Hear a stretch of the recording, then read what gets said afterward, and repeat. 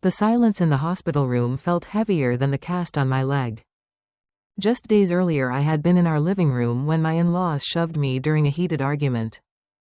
I fell hard and broke my leg. While I screamed in pain, my husband stood there watching me like a stranger, preferring silence over me. Now I lie in this hospital bed with a cast from thigh to ankle, replaying every moment, every lie, every late-night message he tried to hide. They called it an accident, but I know the truth, and so do they.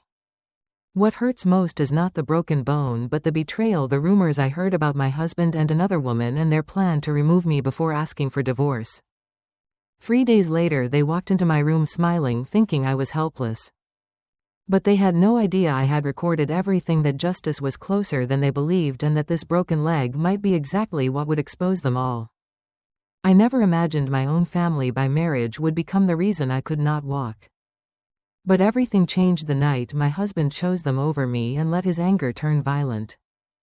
We were arguing about money and the strange messages I found on his phone from a woman he swore was only a coworker.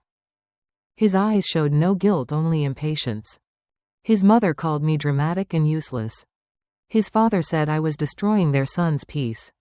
In the middle of that chaos I felt a sudden push that sent me tumbling down the stairs.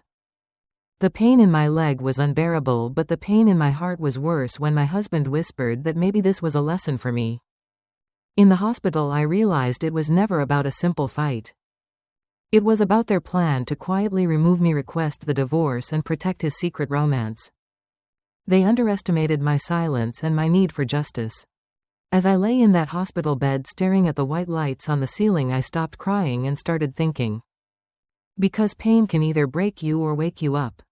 In that quiet room I finally understood my fall was not an accident but the final step in a carefully planned betrayal.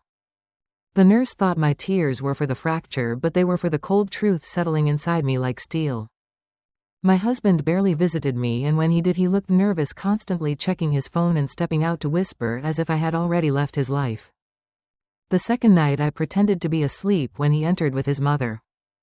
That was when I heard the words that changed everything. She told him that once the insurance papers were signed and the medical claims processed, they could proceed with the divorce and slowly introduce the other woman so no one would suspect the affair had started before my injury. My husband asked if I would fight back, and she laughed softly, saying I was too weak and dependent to survive alone. In that moment something inside me shifted from heartbreak to determination. They believed a broken leg meant a broken spirit, but they forgot I had always managed our finances, our documents, even his work emails.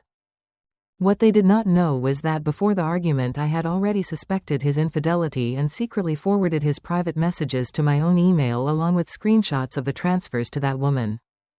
Lying in bed I called my cousin, who works as a lawyer, and calmly explained everything, including the push, the threats, and the plan I had overheard. She advised me to stay quiet, play innocent, and gather more evidence. So when my husband returned the next day pretending to care, I took his hand and thanked him for his support, watching the surprise on his face as guilt flashed across it. I asked him to bring some documents from home, including the papers for our joint property, pretending I wanted to feel secure during recovery. He agreed quickly, probably assuming I would sign whatever he put in front of me. What he did not realize was that I had already frozen our shared accounts using the online access he forgot I still controlled. That same night I received a message from an unknown number with a photo of my husband having dinner with the woman he called harmless. Instead of falling apart, I saved the proof and sent it to my lawyer. The mystery was no longer whether he had betrayed me, but how far his family would go to protect their lies. 3 days after my fall, I was no longer a victim waiting for compassion.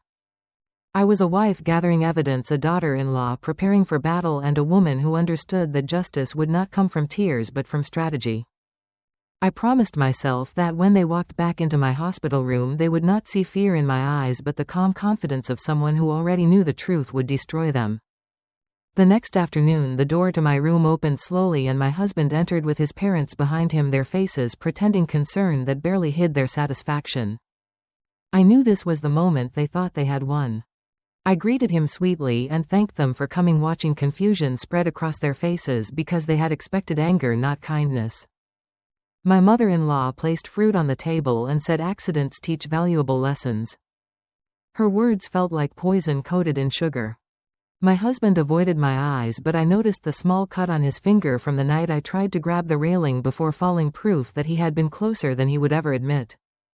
I asked him to close the door because I felt weak and wanted privacy.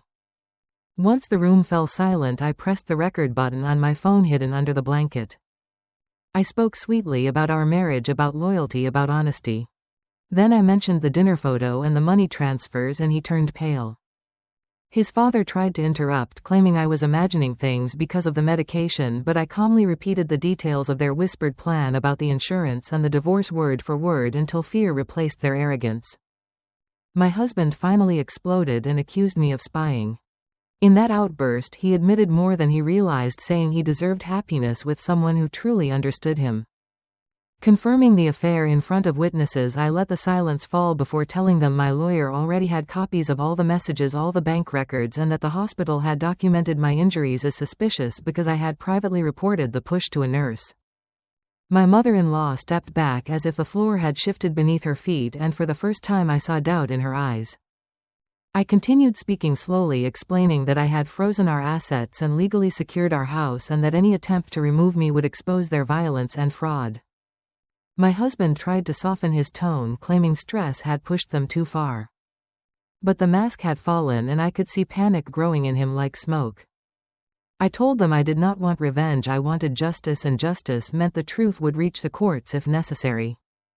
Then I revealed the final twist I had kept hidden, that the unknown number who sent me the dinner photo belonged to the other woman, and that she had contacted me after discovering he had promised her money from a future divorce settlement based on lies about my behavior. His betrayal was not loyalty to me, but it shattered their illusion of control. The room felt smaller as reality closed in around them. I ended the conversation by asking them to leave because I needed to rest. When they walked out without a word, I realized the balance of power had completely shifted. And though my leg was still broken, their plan had collapsed, and the real guilt now belonged to them. After they left my hospital room, the silence felt different, not heavy with fear but firm and controlled. For the first time since my fall, I allowed myself to breathe without trembling.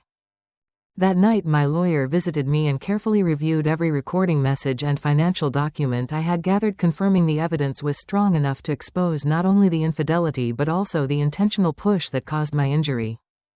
She explained that the medical report noting inconsistent details would support a legal claim for assault, and that attempting to manipulate the insurance documents could have serious consequences for everyone. Instead of feeling overwhelmed, I felt focused because their cruelty had given me back my clarity. The next morning my husband returned alone with his confidence gone and his voice softer than I had ever heard it. He said his parents were worried about their reputation, that neighbors had started asking questions after hearing rumors about the other woman who apparently felt betrayed when he stopped answering her calls. Once he sent me proof, he tried to convince me we could resolve everything quietly, suggesting therapy, promising changes, and blaming stress and misunderstandings. I listened without interrupting, watching how quickly a man who once ignored my tears now begged for discretion. When he took my hand, I calmly pulled it away and told him I had already filed for legal separation and requested an investigation into the incident at home. His expression froze as if he could not process the shift in power. I continued speaking firmly, telling him that forgiveness without accountability would only bring more harm, and that I refused to protect those who had planned my removal like a business transaction. Later that day, his parents contacted me through other family members, trying to pressure me emotionally, claiming family unity mattered more than personal pride. However, I recognized the pattern of manipulation they had used for years. Instead of responding with anger, I forwarded their messages to my lawyer and documented every conversation. Days passed and the news of the recordings and hidden money transfers spread quietly through the extended family, creating a tension they could no longer contain. The woman he had cheated with finally called me directly and confessed he had promised her financial security once I was gone, not knowing I fully controlled those accounts. That confession became the final piece that destroyed their defense. When I was discharged from the hospital on crutches and with determination, I did not return to the house I once shared with him. I moved into a safe apartment my cousin had arranged for me, a place filled with calm instead of criticism. The legal proceedings began shortly after, and the narrative they had built collapsed under the documentation and testimonies. In the end, my broken leg healed slowly, but their public image shattered beyond repair. When I signed the final documents that granted me independence and protection, I realized the greatest twist was not their downfall but my awakening. Because the woman they tried to silence became the one who exposed everything and emerged stronger than ever when the court announced its final decision. I felt neither triumph nor bitterness, only a deep sense of peace that settled inside me like sunlight after a long storm. The judge recognized the evidence, the recordings, the financial deception, and the intentional harm. With that recognition, my truth stopped being a private pain and became an acknowledged reality.